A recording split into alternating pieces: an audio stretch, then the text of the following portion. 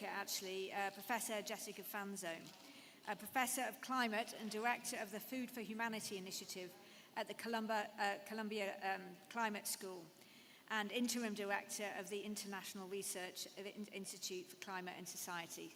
So Jess is at the Columbia University in New York. She was unfortunately not able to join us in person, so will be joining us on Zoom. I believe you are waiting there for us, Jess, so if you are, please do go ahead. Great, thank you everyone, and thank you, Corinna, for the introduction. I'm sorry I can't be there in person. I hope you can all hear me. Yes, we can. It's a little, okay, I can't see or hear you very well, so, and I'm going to try to share my screen, and we'll see if that works. Hopefully you can see my screen. I'm not sure what's going on. Can you confirm you can see my screen? Unfortunately, we're not able to see your screen right now. Could I ask the technical team to rectify that, please? Yes, we can see it now. Thank you. Great. So I've been asked to talk about what it means to take a food systems approach, and considering the nature of food systems being both global to hyper local.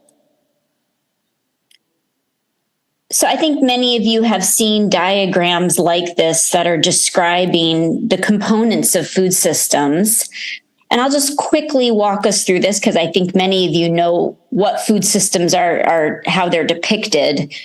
In this gray box are the many components of food systems. We have food supply chains, food's produced, it's stored, it's processed, it's packaged, it's shipped to markets. But people also engage with food systems every day. They walk into what are called food environments, and they make choices about what they're going to purchase or order. These food environments, along with people, have many different attributes that influence decisions. Food systems also, we want a lot from food systems. We're asking for them to be environmentally sustainable, producing healthy, safe foods, be economically viable and fair for livelihoods, and promote equity and inclusion. But these systems are rapidly changing. They're dynamic because of the many different drivers you can see on the left, many exogenous to the food system, shaping and shifting food systems in positive and negative directions, be it urbanization, climate change, politics, population growth, pressure, and migration. So food systems are made up of many components. Drivers are consistently and constantly shaping food systems. And there's many actors, and everybody engages with the food system. We also know that food systems play an intimate dance. They're dancing with other systems. So if something impacts the food system, it could potentially impact the larger economic system, health systems, education systems, and vice versa. We saw that with COVID, largely a public health system shock impacted food systems and economic systems around the world. So food systems don't sit in isolation. They're very engaged in this intimate dance with other systems. But we're asking a lot from food systems for them to be sustainable, produce healthy foods, produce fair livelihoods. And many of the asks that we want from food systems require global cooperation because food systems around the world are so interconnected. And I've put some of these goals that came from the UN Food Systems Summit, ensuring available access, affordable foods, those foods being sufficient, nutritious, safe, and desirable, being produced from sustainable and resilient food systems, promoting fair and equitable livelihoods, and benefiting nature. While we can achieve some of these goals locally, It will also require global cooperation. But when you ask people what they want from their food systems, this is a word cloud from Michigan State, asking people what they value about their local food systems. And you can see other goals: reciprocity, community, justice, joy, sovereignty, grace. So when we think about why people want to improve food systems and transform food systems and why they value food systems, the answers could be very different. And there's different answers when we think about local food systems versus global food systems. But local food systems are important to understand. We all live among different foodscapes, and some of the work that we're doing, my team here at Columbia, but also formerly at Johns Hopkins, we're trying to go beyond global and regional averages and data and try to understand how healthy and unhealthy dietary patterns and the foods that comprise diets impact sustainability across more localized contexts. Of the many and different issues, challenging issues that are faced at the global level and at the local level and the interactions between them. So thank you very much indeed.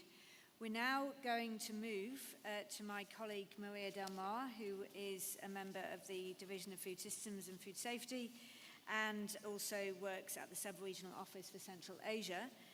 And Maria is going to give an overview of, come back home and give an overview of the situation here in the region. Over to you.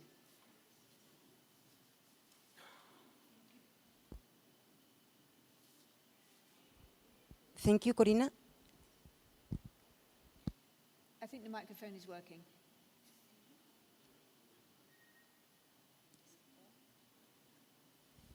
Thank you, thank you. Yeah, it's working. Oh, it's working. Yeah, it's working. I think you just need to, yeah, thank you. Okay. Can we put the slides? Could we have the slides, please?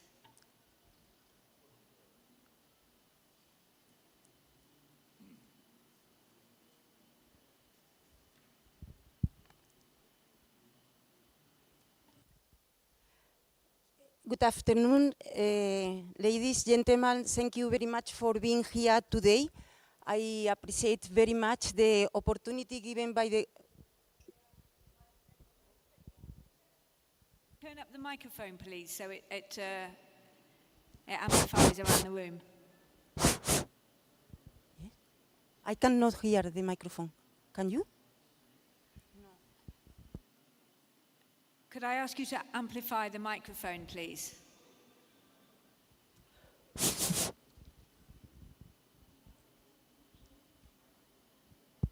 Hello, hello. I cannot hear.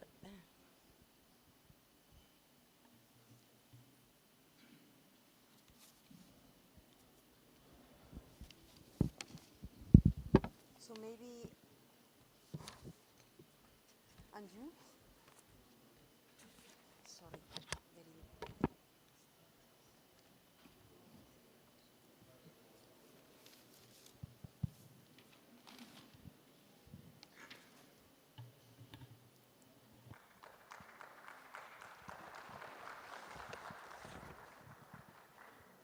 Good afternoon. Yeah, I really appreciate to be here today, and I am very happy that the government of Uzbekistan has organized this important event. We will be discussing in today's session our agri-food systems and how the food security in the region is. We need to reflect in this session on how to change the way that we produce and the way that we consume.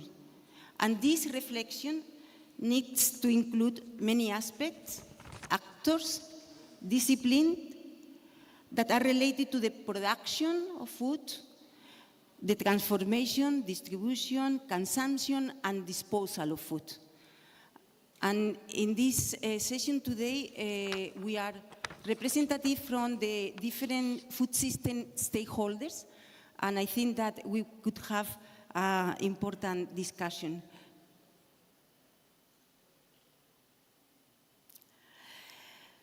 I will like to touch upon 3 main points. The first one is, why do we need to transform our food systems? In particular, in Central Asia region, what are the main drivers, those drivers that Jessica was referring to in her presentation, but what are the main drivers impacting the functionality of food systems and their ability to deliver healthy and sustainable diets? And how do the core food system elements, the supply chains, the food environment, and the consumer, stand regionally? And this is important because those elements, which are influenced by the drivers, determine the final nutrition and health outcome, as well as the socio-economic and environmental sustainability of our food system. Then, the last point I will touch is about the key priorities that we need to put in place to enhance our agri-food system sustainability.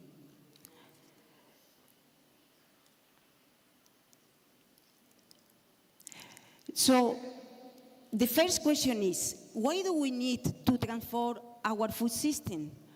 And you can see in the screen that the response is there, no?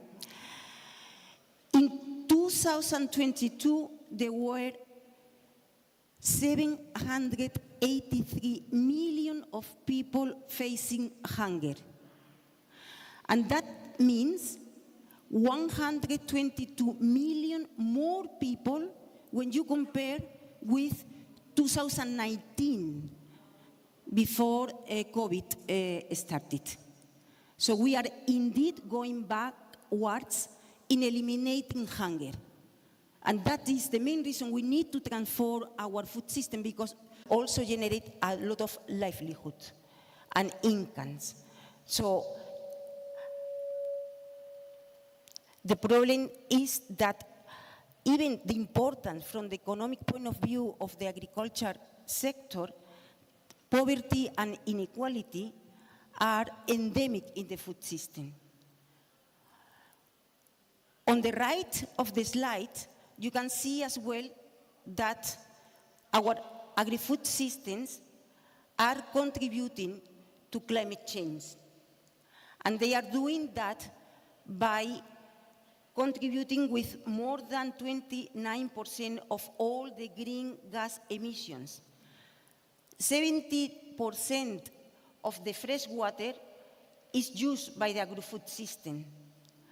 40% of the food that we produce is lost. And 70% of the total global food produced may be wasted. Our current food systems need to be better and need to deliver more healthy diets.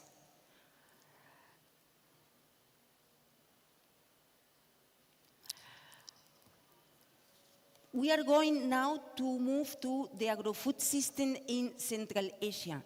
And let us see what are the major drivers that are impacting the functionality of the Central Asian food systems, as well as their ability to deliver healthy and sustainable diets. So the first driver refers to the biophysical and environmental, and in the region, one of the most important aspects of natural resources is the water crisis. There is a lot of problems with water in the region, and it is one of the main drivers regarding to natural resources. There is a huge consumption of water, estimation, so it has to be increased. Also, important driver is the old tractors and harvesters and equipment that are functioning in the production system. Those tractors, harvesters, and equipment, they are fuel inefficient. They are very old and they are consuming a lot of fuel. There is also very old irrigation infrastructure. It's another driver that is impacting the functionality of our food system. There is a huge intensification of the use of fertilizers, pesticides, herbicides. There are positive things, on the other hand. Central Asia countries has advanced a lot in digitalization. Many of the countries and government has embarked in agriculture digitalization strategies. And those strategies, once we put them in place, they will allow to resolve the problem of mechanization and the problem of irrigation and more that the agriculture sector face.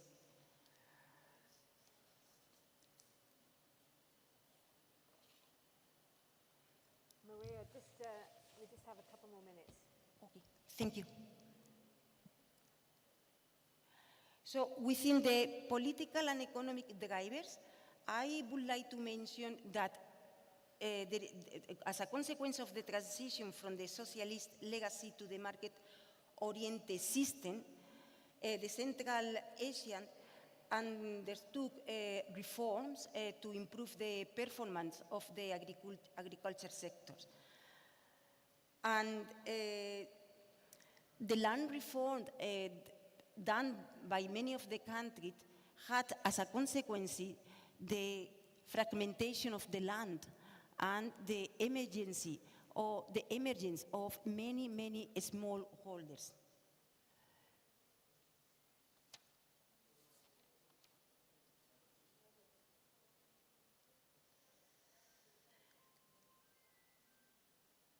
There is also within the political and economic driver, the conflicts that we have nowadays. And I would like to mention, under the social and cultural drivers, the reluctance of the farmers to work together, to form cooperative, to form producers organization. And if we don't associate farmers, we cannot produce the scale and the quality that is demanded by the processors. So this is another important driver that we have to look at it.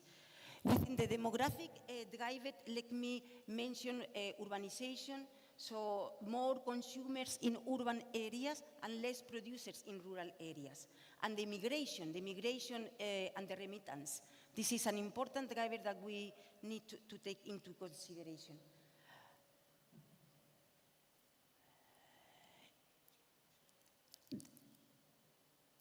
I think that I will now move to what are the main outcomes. The main outcomes of that the food system has in Central Asia. And if we look at the nutrition and health outcome, in here we can see that obesity is one of the major problems. Regarding the socio-economic outcomes, there is a slowdown in production growth. And there are really, in the recent years, a lot of volatility due to climate change, trade, migration.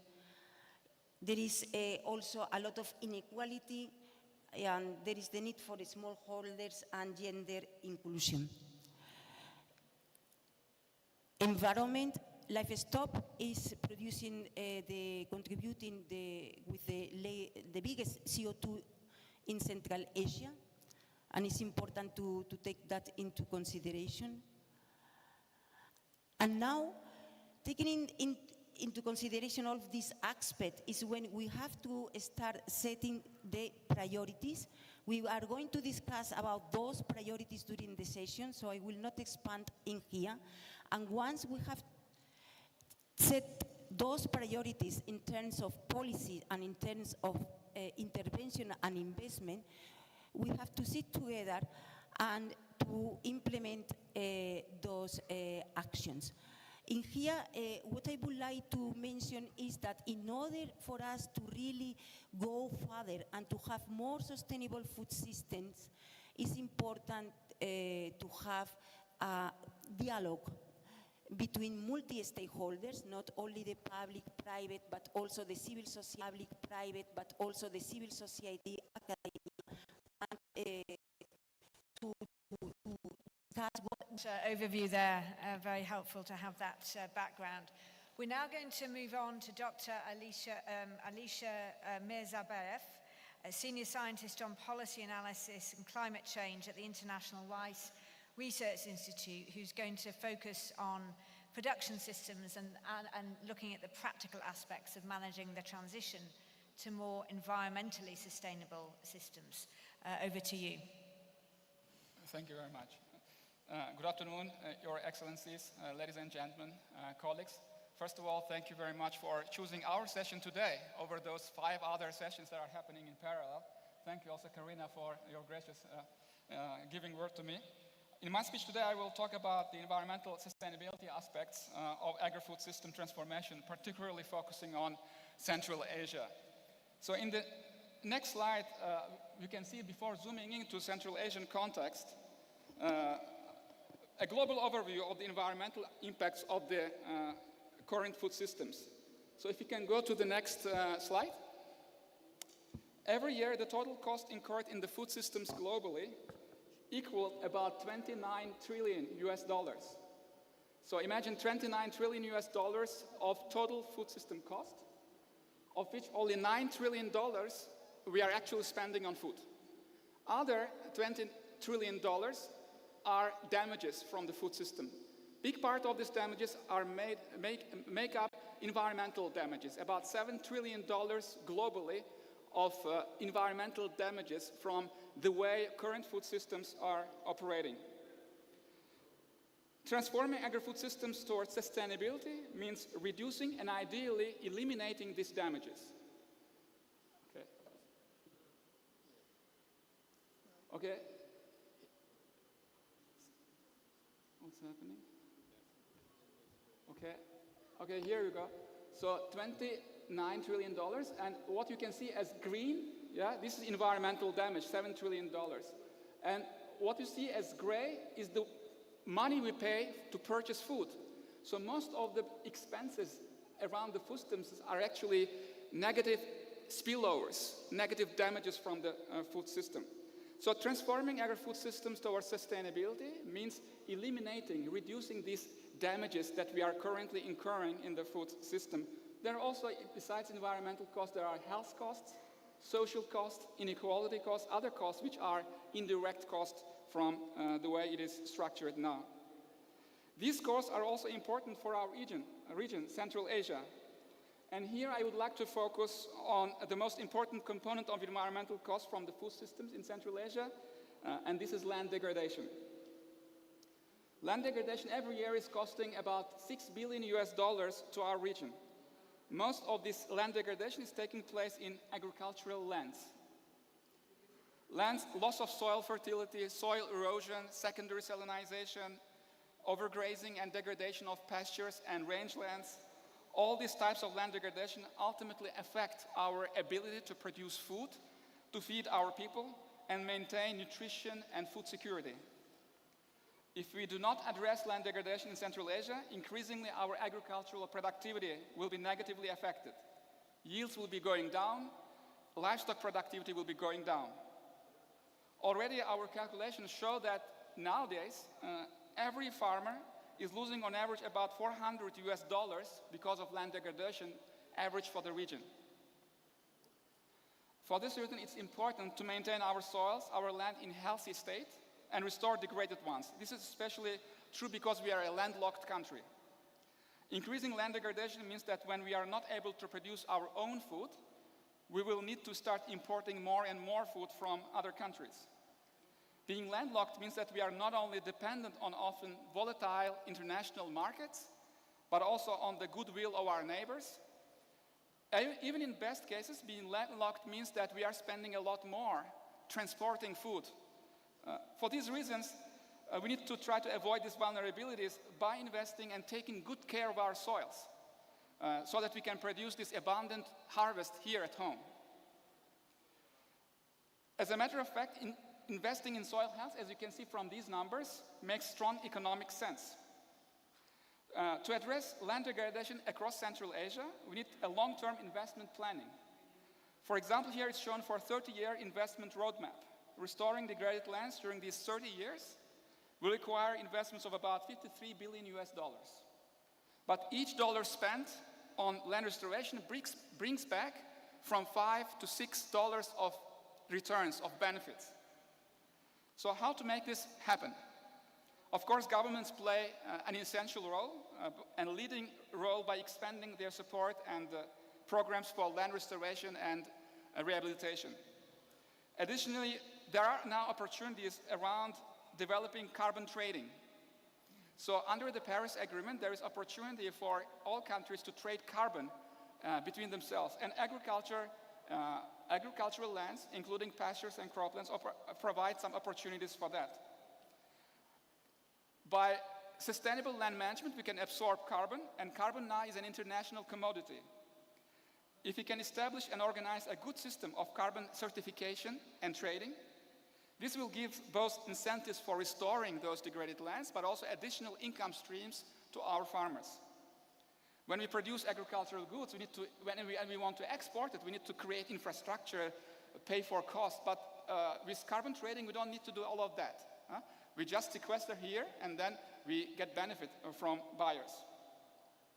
In addition to all these, key enablers of good land management are secure land tenure, better access to markets, input-output credit, also improving extension and rural advisory services. Perhaps we can discuss that more in our question and answer session. Thank you very much for your attention.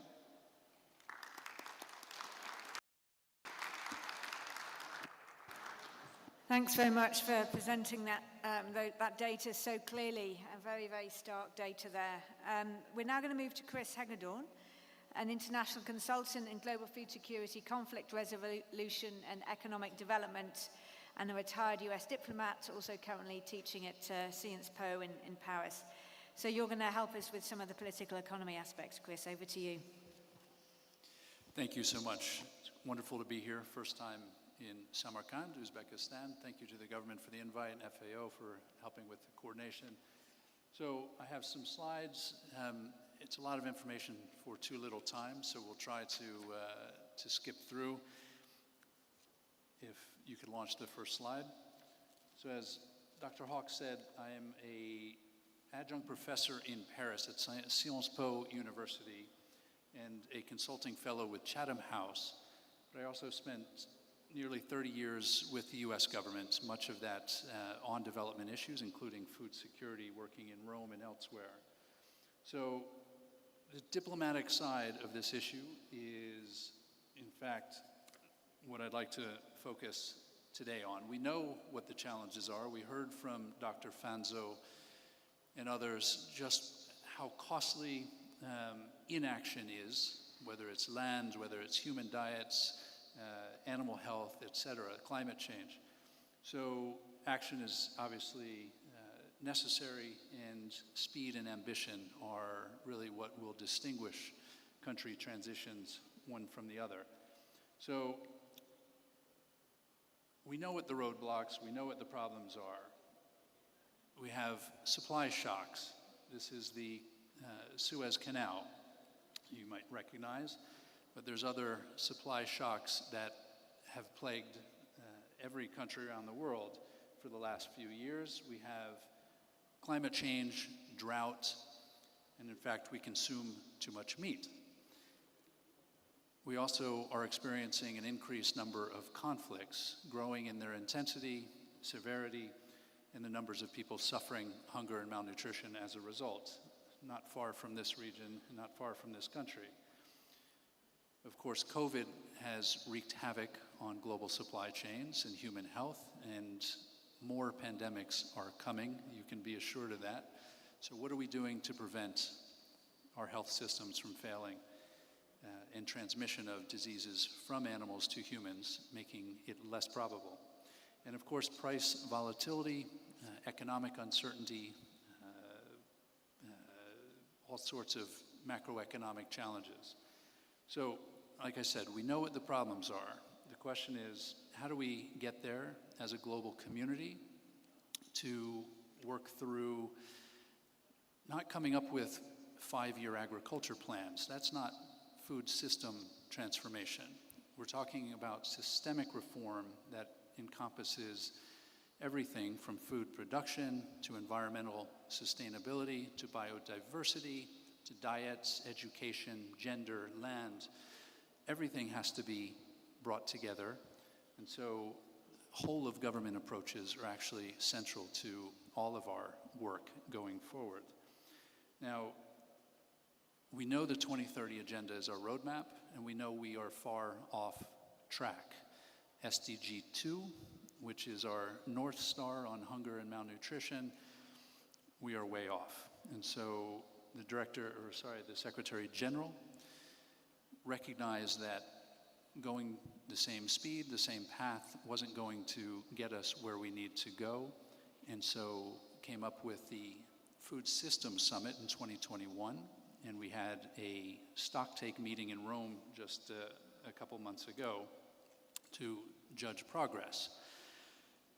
Now, there's a lot to be said in terms of progress, but it's still slow, and there's a lot of learning to be done. Frankly, no country on this planet is doing food system transformation well, but we're all learning, and we all recognize that we are in the same boat because of global trade, because of global climate change, and the way the world works these days. We cannot be working alone. So for those of you in Rome for the summit, you heard lots of speeches, you heard lots of pledges and declarations of progress. But we need to see that in action. We need to see countries step up to show ambition and be willing not only to speed things up, but to make mistakes and share that information with others so we can all learn. The UN General Assembly, there's a major meeting coming up in just a couple of weeks. Many of you, certainly your governments, will be there, and there will be a climate summit. Food will be on the agenda for September 20 as the Food Day, and there will be lots of ways your governments can see what kind of help is out there from civil society, from academia, from business, from investments, from the UN system as a whole. The climate conventions, we all know as the Rio Conventions, UNFCCC is perhaps the one that is having the most impact on us, and food systems can have just as big an impact on climate change. We know the amount of greenhouse gases contributed from food systems, upwards of 1/3, and that has to be addressed. Up until now, climate and food just hasn't been addressed in a way that is going to make transformation real. So the meetings in Dubai, I'm glad to see that the UAE is taking food very seriously. The UAE domestically is making great strides, and hopefully their ambition and their efforts will rub off on the rest of us to be willing to make the same kind of investments and ambitious targets. So we know this has to be sustained. Sharm el-Sheikh last year was a good start, but it wasn't terribly transformational. We hope UAE will be transformational, and that we keep moving forward, not just COP29, not just COP30 in Brazil, but to 2030 and beyond. And of course, we just heard about the UNCCD, the land degradation issue, just how very clearly damaging inaction is and how costly it is. $1 invested for $5 to $6 return, that seems like a pretty good number if you're doing the math. So let me move on to the next slide. I don't know if that's the next one, but let's talk about Uzbekistan. I think Uzbekistan, as I said, it's the first time here. Before coming, I read the World Bank's very detailed studies, FAO's work, and of course looked at the pathway Uzbekistan published in 2021. And there's quite a lot of really encouraging information from that pathway and from the reports. But of course, there's a lot of work, a lot of challenge. And the overall question, I think, that comes out of a careful study of Uzbekistan's policies is really how systemic the approach is, how systemic its pathway is. There's a long list. I'm sure FAO provided lots of good input for that pathway. It's a long shopping list, and it sounds good, the 5 action areas, but tying that together in a systemic whole-of-government approach, this is the challenge. And I'm not sure, I think Tajikistan has a committee on food security that brings in all of the relevant ministries and sectors, but I'm not sure Uzbekistan has quite that same approach. But look, congratulations, you've moved up from 63rd to 21. That in itself shows the type of energy, investment, ambition that Uzbekistan has, and kudos to your leadership and the farmers, everybody contributing. So, but as I read through it, I was looking for mentions of human rights, right to food, labor, land. I didn't see a lot about that. I didn't see a lot about accountability frameworks, specific targets, and what happens when those aren't met. So just some of the issues, but I know the government is working hard to sort those things out and has plenty of good partners to support them. So let me move on. Now, we're all looking to success. We all want to go home at the end of the day and think what we've done today, tomorrow, the next day is contributing to a food system in Uzbekistan or our own countries that is producing enough food and the kind of food that we want to see our children eating. Food, not the foods Jessica mentioned, too high in fat, salt, and sugar. And that's a big problem. Overconsumption of meat, as I said, is, again, it's a challenge. And these are the trade-offs that we'll be talking about throughout this 2-day conference. The governments have to make hard choices. They have only so much budget, they have only so much human capital, and they have to make tough choices. So these are some of the potential ways that all of our countries, including Uzbekistan, can address food security. National committees that are that have the buy-in from the top government, presidency, prime ministers, that pull together. I think in England, Corinna, correct me if I'm wrong, there are 23 ministries that contribute to the national policy. With the US Feed the Future program, on which I worked when it came out in 2009, there are 24 ministries contributing to that. And that's straight from the White House. So people are held accountable, there are regular meetings, and Congress has a lot to say about funding for that program. So it has to be done well. Education, education, education. I can't stress that enough, especially for your girls. That's an issue around the world where underinvestment is leading to under results. So I see good signals in this region, but I think there's some room for improvement. And again, preparing for disasters, whether it's the next pandemic, whether it's the next drought, water management here in Uzbekistan, throughout the region, is a huge issue. Train, prepare, come up with plans that you invest in, and bring everyone to the table, especially the most vulnerable. So I thank you. Look forward to meeting everyone and learning from you. Thank you, Corinna. Thanks very much, Chris, for raising some of those issues around the global and how that then plays out in practice. All of this global commitments, and then what does that mean on the ground in terms of the degree of transformation that we're undertaking. Okay, I'd now like to move to Özge İmamoğlu, who's Head of Department for International Organizations at the Ministry of Agriculture and Forestry in Turkey, who's going to talk about the experience of Turkey in preparing and implementing the Food Systems Summit National Pathway. You heard Chris refer to the Food Systems Summit a moment ago. Over to you, Özge. Thank you, Karina. First of all, I would like to thank Uzbekistan government and FAO for organizing this seminar because it's a great chance for us to share our experiences with all of you. Today, I would like to talk about our UNFSS road, UNFSS journey, because in Turkey, we are really giving very importance to this issue.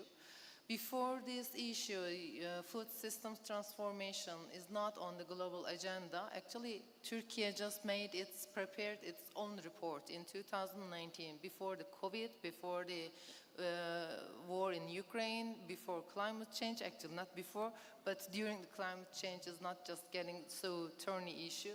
So it seems that in G20, which is held within the Turkey's presidency in 2015, we also started a campaign for food loss and waste. So these are the very significant issues that we are taking this issue very seriously.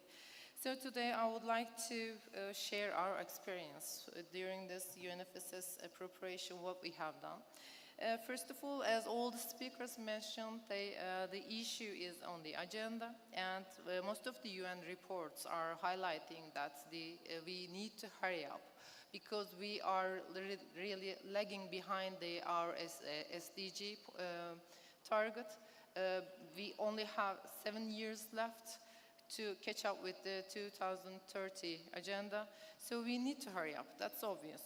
In order to do that, in 2021, as you all know, the UN prepared the summit, Food Systems Summit, and most of the countries, I think more than 100 countries prepared their roadmaps. So Turkey is also one of them. But I just want to highlight that this is not only the government's role. We have to do this, all these issues, all these efforts, we have to show it in collaboration. It's obvious that we have to take our partners with us, ranging from international organizations, development agencies, and private sector and civil society. And the most important issue is that we have to raise the awareness among the consumers, because consumers are the main starting point, according to me. And that's why we prepared our roadmap based on these important steps. As it's obvious that we have the green supply chain. In most of during the morning session, most of the ministers mentioned what are they doing in their own countries, and there are common topics that we need to handle. Green supply chain is one of them, and the other one is combat with climate change, digitalization, women and youth. Of course, this is a key for the rural development, and one of them, and the other one is the water efficiency. These are the main areas that we take into consideration in our national roadmap. We have 10 main priority areas and 117 actions. But then, this year we have the stock-taking moment. And for the last 2 years, we realized that, okay, we put up our national roadmap, we put up our priorities, but these priorities are really very very wide. So we need to narrow down, we need to focus on some more important steps. That's why this year we are making some stakeholder meetings with our partners to define what are the priorities for us. And we realize that we have to go in this journey step by step. Regarding the experience, today I would like to share with you two important Turkey's experience. One of them is that, as I mentioned earlier, it's food loss and waste. As I mentioned, G20 2015, we started this campaign, and this campaign is a very successful one because we turned this national campaign also into an international one with the help of the FAO. We started this national campaign as Save Your Food, and we also created a regional project with the FAO. And we also broke 2 Guinness records during the campaign. When we look at the outcomes of the campaign, I can say that, for example, we saved $80 million in 1 year in households across Turkey. And we realized that there is a huge incorrect portion planning in the daily life of the people. So by raising awareness of the people, we just decrease almost 10% for this to prevent the food wastage by overcoming this incorrect portion planning. And the rate of the reuse of wasted food increased more than 10%. This is also a very good achievement. And regarding the awareness on difference between expiry date and recommended consumption date has increased by 20%. And what else I can say that we also have another project which is with the help of the FAO. This project is about the capacity development on food literacy. As I mentioned, there is a huge misunderstanding among the people about the expiry date and the recommended consumption date, and most of the people do not know how to read the labels on the foods. So by increasing awareness in these areas, we almost saved $8 million in just 1 year. So as the Turkish government, we are planning to continue this effort and this campaign. And the other one is that I want to mention that in Turkey, within the Ministry of Agriculture and Forestry, we have 2 centers, which we can call excellence centers, to combat with the, or to strengthen the food systems in different regions, because we are not only taking the Turkey's into consideration, but we are also taking our neighbors into consideration. So these centers, one of them is on the BISEC region in the Black Sea Economic Cooperation Organization, and the other one is targeting the Central Asia region. With these projects, we have examined and collect some data regarding the Central Asia countries and the BISEC countries regarding their transformation of food systems, how to help them their regional food systems. Thank you.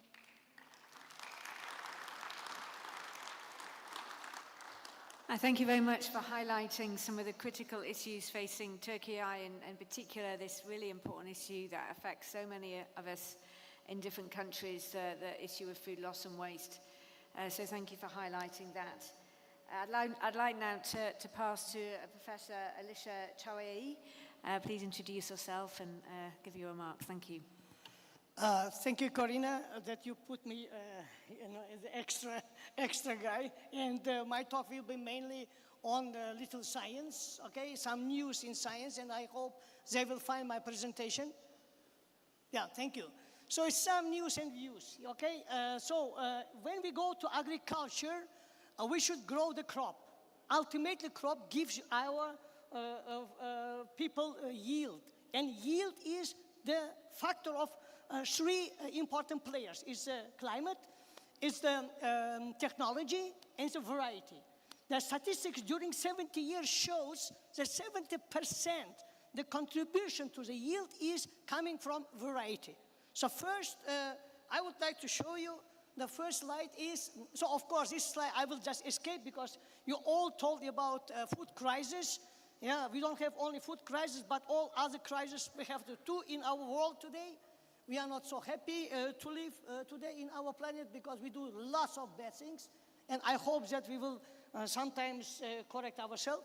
So here, the classical breeding which is today the way of doing the varieties, takes 15 years. And we cannot wait today 15 years. We have to really make release of varieties during 4 or 5 years because of the consumer change of the taste and because of pathogens and many other factors. So one of the technology which can shorten the breeding, I would like to show you here, is the so-called technology to get haploid plants from pollen. And from haploid plants from pollen, if we duplicate, then we can make homozygous inbred lines in 1 year. So by line development, you can shorten breeding time for 8 years. Here you can see the classical system of the culturing pollen. From pollen, we can make plant. Unfortunately, it's not amenable for many crops, but it's a challenge for the world to make haploidy by this to shorten the breeding process up to from 15 years to 5 years. Second technology is, this I'll explain because I don't have time. So another finding from Uzbekistan laboratories, we developed 2 months maturing, ripening wheat. So it's really wheat from seed to seed can mature in 2 months, which means that in arable land, if we have some limiting water supply, for example, 1 raining or 2 raining, we have chance to, in fact, grow this wheat. And this wheat, even if we get 2 tons per hectare, we can make a huge, in fact, profit because we have in Uzbekistan up to 15 million hectares of so-called arable land where water is scarce and we don't have water. So this wheat could make dramatic change in the grain independence, not only in Uzbekistan, but also in other countries, including, for example, Emirates or Saudi Arabia or other countries. Next issue is, my lovely issue is the rice. Usually we are flooding rice, yes, because rice cannot, do in dry, rice should swim. But if we can put rice very high dense, then in fact we can just irrigate the rice. And it is now samples with high dense culturing rice, we can simply irrigate. By this we can save lots of water in the rice countries. In the world almost I think 4 billion people are mainly consumption is rice. Next one is extremely interesting technology is the agri-nose technology. This technology is based on the first time in the fact that not human is ruling the plant, but plant is controlling itself. So system is working in the very simple way. The plant upper part is telling to the root that upper part needs some water. And then root system is telling to sensor that I need water. And then sensor is telling to the heart of the system that please release some drop of the water. And the water drop is coming only when plant needs. So no single drop of the water is wasted. And this water is like a human. Plant is needed in oxygen, fertilizer, and the water. We also need fertilizer, so the food, oxygen, and the water. So plant is getting these 3 things, and nothing is wasted. So since there is no competition between certain plants, we can put even more dense plants because there is no competition in the root system.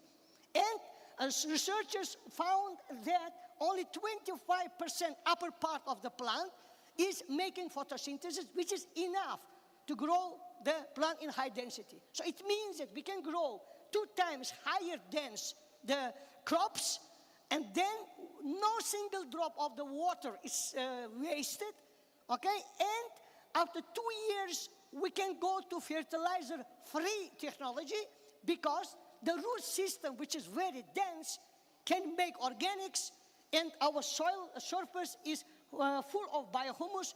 By this, we can save 2 times land, we can increase the productivity 2 times more, and we can combat also salinization because soil surface will be biohumus rich, and after 3-4 years, our soil is normalized. So this technology we tried in Uzbekistan. I'm very happy to make this pilot project. It's from agri-nose company from Israel, and you can see here. Unfortunately, there is no, I think, laser or no. So in the August 28, you can see control field is a potato. Control field and experimental fields. You see the difference? Huge difference. After another month, potato field and experimental field is already flowering. It's the earliest flowering potato in Uzbekistan so far. So system works ideal, and this system, we didn't use any fertilizer so far. It's growing with the fertilizer, which was residual in our soil as I was expecting. So, and the last but not least, Uzbekistan is also, one of the countries which understands carbon sequestration. We know very well, and I was bringing to Uzbekistan 14 years ago, Pavlovnia plant, which is the record plant for CO2 consumption. Per hectare, it can get 40 tons of carbon.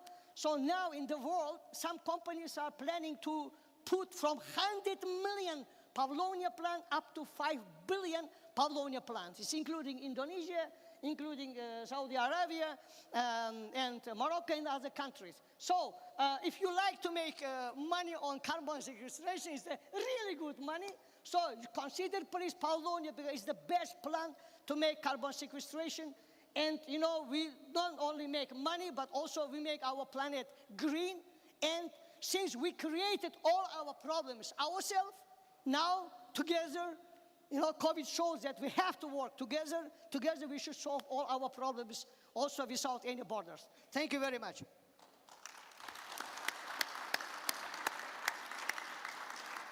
Thanks very much for sharing with us some of the transformative practices that you've been taking here in this country. So I think this session shows, if nothing, the incredible diversity of entry points into this process of changing agri-food systems. So many different aspects to it, so many different perspectives, so many different entry points. And that implies so many different actions and policies that are needed. So I'd like to turn to the panelists for some questions, if I may, starting with you, Jess. We've just heard, as I said, this great diversity. What are your thoughts on if it could help government decision makers to have a greater understanding of what are the kind of bundles that they need to support the shift in agri-food systems, focusing perhaps on an area that you've worked on a lot, improved dietary diversity and nutrition-sensitive agriculture. Over to you, Jess. Yeah, thanks, Corinna. I think if we are to ensure that governments invest in policy bundles, whether it's taxes or diversification of agriculture systems or reorienting subsidy policies, as a researcher, and this may be a bit predictable, but I think it's incredibly important for governments, policy decision makers, to have robust evidence and data in their hands to make an evidence-based decision on what to invest in. I think many of the panelists talked about the many crises, the many decisions, and just understanding food systems. There's so many decisions that can be taken, and some of those decisions have unintended consequences and trade-offs. It's critically important to have sound and solid data and evidence to make decisions. These evidence and data can come from many sources, but I think many of those who generate evidence and data, we need to sit at the table of policymakers and give and provide data that's useful for policymakers. And that could be more simple data, it could be more complex data, but that data has to be addressing real-time issues. Just two examples, Corinna. If we think about food shocks and climate change, there's a whole range of climate data that could be available to policymakers, but that data is quite complex. We have nowcasting data, which is data looking at seconds to minutes of a potential extreme event like a flash flood. all the way to sub-seasonal forecasting, seasonal forecasting to look at climate variability like El Nino, which we are experiencing now, to long-term climate impacts of climate change. So this data ranges vastly, and it's complex data, but we need to put this in the hands of policymakers so they can make decisions in the now and into the future. And one example or two examples of data efforts that we're working on, we have something called the Food Systems Dashboard, which brings data together from multiple sources to help diagnose food systems. And the dashboard, if any of you have gone to it, is very visually appealing, very easy to understand. You don't have to mine data for hours and hours. So we designed this dashboard with the policymaker in mind.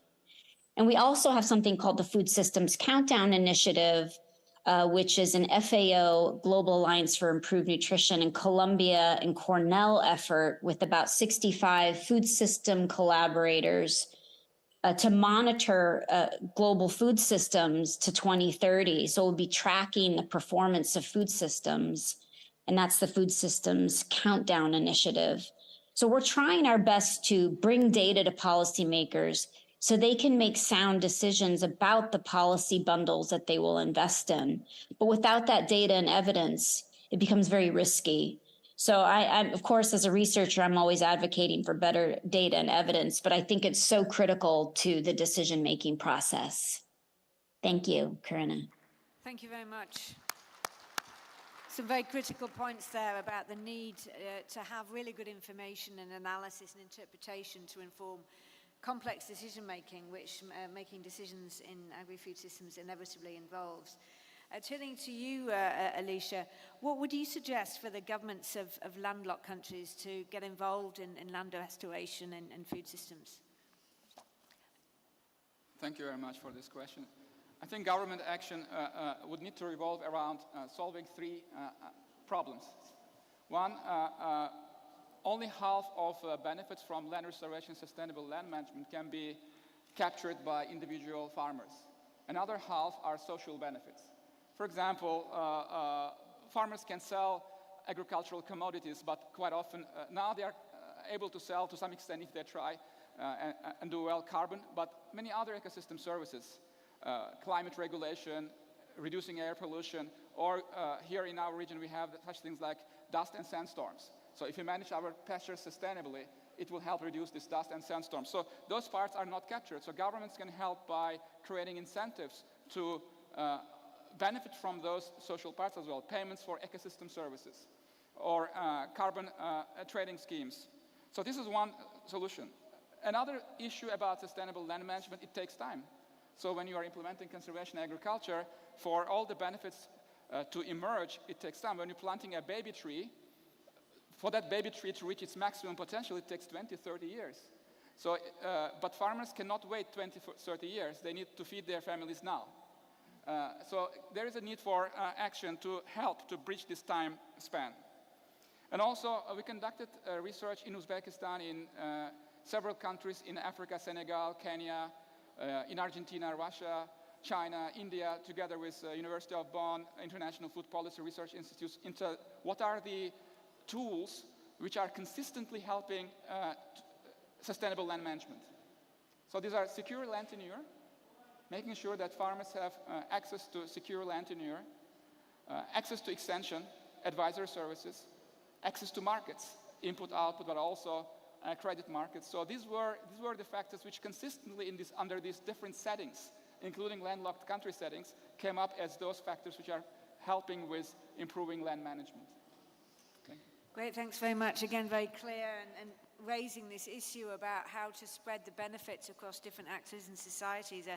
A very tricky issue and certainly a complex decision in food systems. And it could well involve some trade-offs between these different benefits. So Chris, looking at this issue of trade-offs, we often hear this term trade-offs between various food systems, policies and approaches. Do you know of any experiences and initiatives that can assist countries in trying to transition towards sustainable food systems, but taking into account some of these trade-offs between the different goals that we're trying to achieve? Thanks, Karina. The idea I spoke earlier about transformation on a holistic, systemic basis can't be viewed without looking at trade-offs. And within the last 4 years, you're starting to hear that term repeated over and over. And there's always trade-offs, right? I spoke to budget competition. If the energy ministry gets 100 million and agriculture only gets 10, right? There's a trade-off there. It's an investment. There's competition between resources, and there is built into sustainable development inherent trade-offs, conflicts between the environmental, the social, and the economic aspects of national food policies. If you choose to ramp up production, well, that may have a long-term cost on soil fertility or other sectors. So there's constantly that balancing act that governments have to do, and the numbers and the data, as Dr. Fonzo stressed, couldn't be more important. There has to be sound data systems, and clear connections between that data collection and policy application. So it's a relatively new field. It's kind of developing hand in hand with this food system transformation agenda.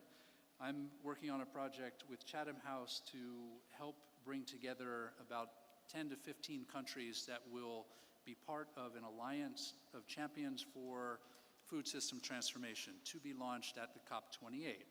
Part of that will be a systemic list of targets that countries want to achieve, including adaptation, mitigation, food security, biodiversity, and equity. So when the data comes back, that process and others will be teaching moments and opportunities that we all need to learn. Like I said earlier, no country is doing this right, but we need to share, learn, and move forward. So thank you. Thank you very much. And good to hear that this difficult work is moving ahead.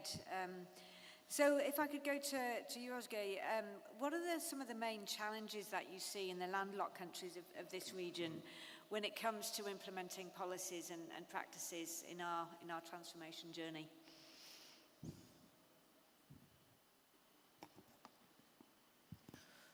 Well, as I mentioned earlier, we conducted a project in the BISEC region, and it seems that the BISEC region member states have a very diversified structures. So that's the reason that our center is a young one, and we carried out all the assessment studies on regarding these 13 BISEC member states. And it seems that their food systems are changing rapidly. And there's not only one solution which fits all. There is a significant variation across these member states. And it seems that the climate change, water stress, pest and disease pressures are all valid for all of them. These are global challenges. But since their systems are very different, they need to take their cautions at the local level. They have to find their own solutions. And many BISEC countries, they are increasingly rely on the mix of domestic food production and imports to meet their food security needs. So this is another issue that we need to tackle.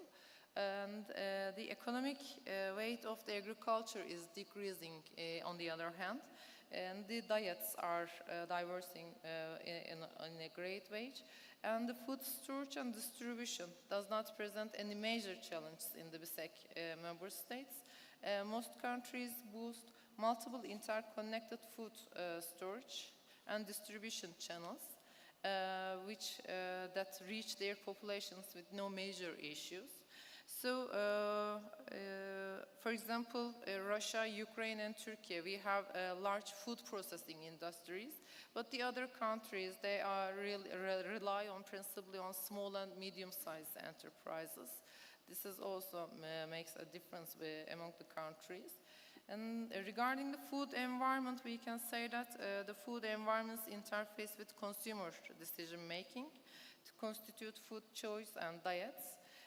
So in the BISEG region, as I said earlier, diverse foodstuffs are widely available, and which this indicates widespread food availability. And regarding the strategies and policies, it should be developed for sustainable natural resource management, and especially for water resources and for degraded soils, and identification and promotion of climate change strategies is also needed. And also food loss and waste. This is another issue that we need to tackle, we need to handle. And developing and supporting more robust climate finance mechanism, because without finance you cannot fight against climate change by at the small scale. So the small farmers really need support from, especially from the government, to fight against this. As I mentioned earlier, digitalization is another aspect. The technology, the use of technology is they are in need of it. So the government should support them. There must be investment in technology and to enhance the rural infrastructure because there are different economic structures, economic facilities like drying, storing, distribution throughout the BISEG region. So, for example, the landlocked countries, they are the countries which need these kind of supports more. For example, like North Macedonia, Azerbaijan, and Moldova. So these landlocked countries face many complex challenges due to their geographical remoteness, the lack of direct access to open sea, and the high transport and transit costs. They are facing these kind of troubles. And the issue is that it seems that if we enhance the awareness regarding food loss and waste, this can be a good solution to transform their food systems. So maybe we can focus on the question how we can build more resilient food systems. This is a long-term challenge. So in order to get over this, the modernization of the agriculture and the importance of the agriculture in the economic in the economic terms should be enhanced, and innovation, technology, the issues that can be key to solve these kind of problems. Thank you very much. You're setting out a complex array of issues and challenges there, and that's what we've heard throughout this session.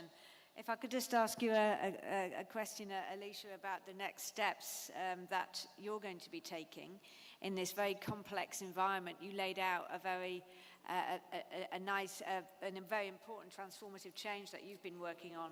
What do you see as the critical next steps to strengthen agri-food systems in this country and in this region?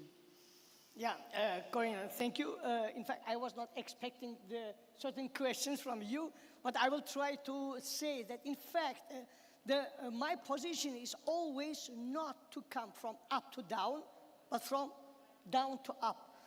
As long as farmer is not understanding what is soil about, what is growing about, to make nice laws, nice degrees, we do them very good degrees and laws. But farmer, we have to teach. Farmer should be educated. Farmer should have profit. When farmer should have profit and he gets profit, he can use any water-saving technology, soil-saving technology, and other storage, etc., etc. So my view for the solution is the farmer is the key person, and farmer will bring us from this crisis. And your task should be try to make passing borders easy, because COVID showed that we are all together and virus does not differ Italian from Uzbek and from English guy. So next time, food crisis also doesn't care about countries. You see, it's the global. So we have to work also global. Sorry. Thanks very much, making a really important point there about bottom up. Well, we've heard a lot about what the problems are, and we've heard quite a lot about some of the activities, processes, and initiatives that have gone on to try and implement solutions. But we've also heard quite a lot about the how, the importance of evidence for decision making, so that governments and stakeholders can make better decisions across the agri-food system. We've heard about the need to balance different benefits in different outcomes and to reduce risk for those who are involved in transitions. We've heard that no one solution fits all and that different solutions are needed in different places, and that we need to take into account the context in which we work and understand the bottom-up processes that are so important. So thank you very much to the panelists. I would like to just ask those who are involved in arranging this session, if we do have time, to move to any questions from the floor, or if because of time and other limitations, if we now have to wrap up. If someone could, who's led the organisation of session, could let me know an answer to that question.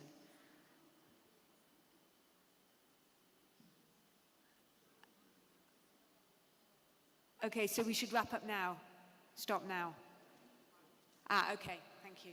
Thank you very much. I'm told that we do just have a few minutes for any questions that you think could particularly help illuminate some of the questions that we've been highlighting.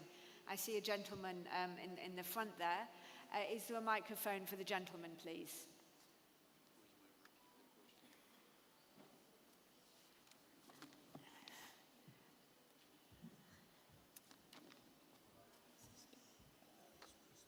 I found one. Slavomir Wroblewski, Deputy Rector of the International Agricultural University in Tashkent. My question goes to Professor Chris Hagodura from famous Science Po University. We are very glad that so famous university is present here. In your opinion, if you can share, is it any relationship between socio-economic system and efficiency of agricultural issues and prevention, climate change, and other issues we are talking to today? Uzbekistan and rest of Central Asian country are on the way from the Soviet trauma and centralized economy toward more free economy and civic society. Do you think that existence of civic society, including NGOs, professional association, might be a factor influencing efficiency of agriculture development? Thank you. Over to you, Chris. Thank you, Professor.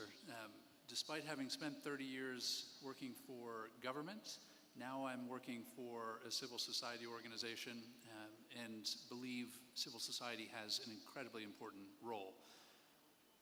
Top to bottom, obviously different governments, different countries have a different environment, open or less open, but to answer your specific question, civil society here in the region, Uzbekistan notwithstanding, would greatly benefit, whether it's the type of research that is done either in academic institutions, state institutions, or elsewhere. The types of experiences that Alisher spoke to from the farmer, that's civil society.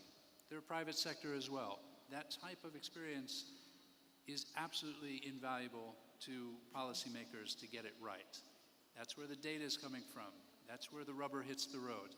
So for me, I will always say civil society has to be included, has to be involved from the basis of human rights, as I suggested, the right to food, land rights, labor rights. That's how you get a successful food system transformation. I'm glad to talk after the program, but I hope that helps. Thank you very much, Chris. Are there any other points from the floor? There's another gentleman here.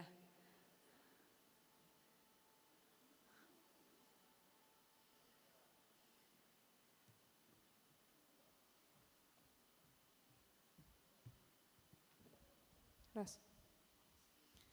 Do you introduce yourself before you ask your question? Thank you.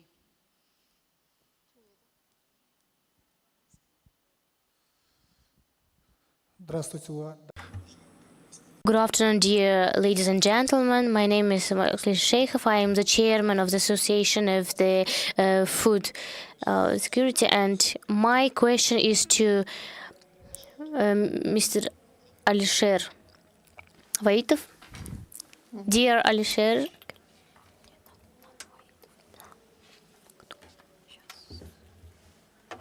to Mr. Alisher, please. Alisher Turaev, my apologies. So, dear Vice Minister,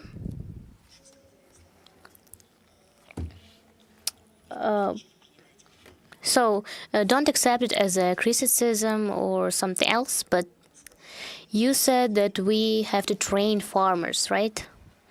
Yes. The farmers, in the theoretical point of view, yes, they can be not trained, but they have many years of experience, 20 years of experience or 30 years, so they work with land.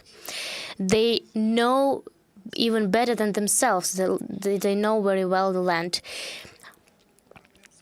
But the problem is not just about it, not just about training. If we compare with the other countries, for example, our neighboring countries, on the harvesting, on the damages, on the insurance or loans, etc., farmers address us a lot to our state commercial organization.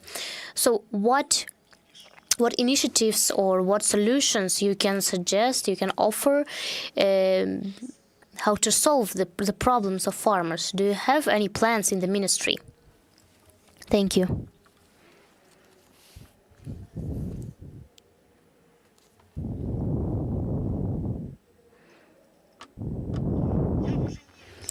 I'm not the vice minister. It's already your mistake.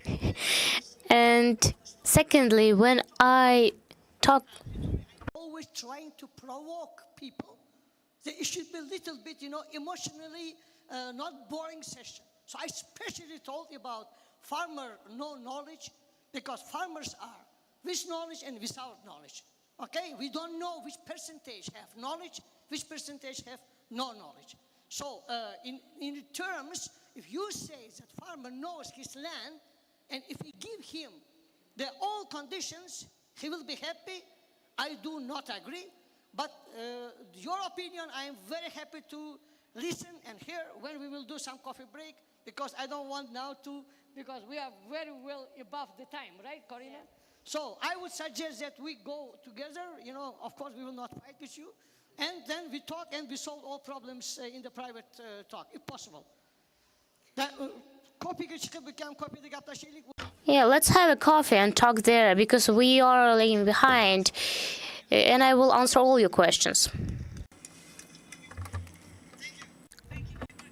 Indeed, and I think that last question and answer is an indicator that there really are different perspectives and different understandings and different views about what solutions we need in agri-food systems. And that's okay. But we do need processes in which to navigate forward and make these difficult decisions in that context. And that is a reality that we need to be aware of, and we need to invest in, and invest the time and relationship building that takes. So with that, I'd like to thank very much to you, firstly, for listening and engaging with these complex topics. And I'd like to thank the panelists very much for the contributions that they've made today. Thank you very much.